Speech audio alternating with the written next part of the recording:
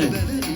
Değerli dostlar, aziz sakinler, burada gördüğünüz, burada yerleşen, Ceyranbatan arasında yerleşen Aras Süpermarket'in en nihai şirket, en güzel, kolektif olan, mehriban insanlar olan, çok bacarıklı, çok peşeker, kolektif olan Ceyranbatan filialının kolektifidir burada ve rehber heyetidir.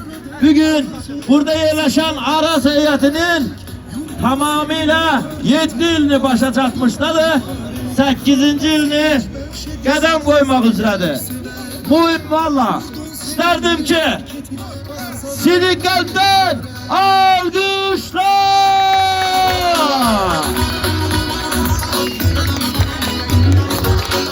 Alkışlıyoruz Aras kolektifi. Möhkəm özümüzü alkışlıyoruz.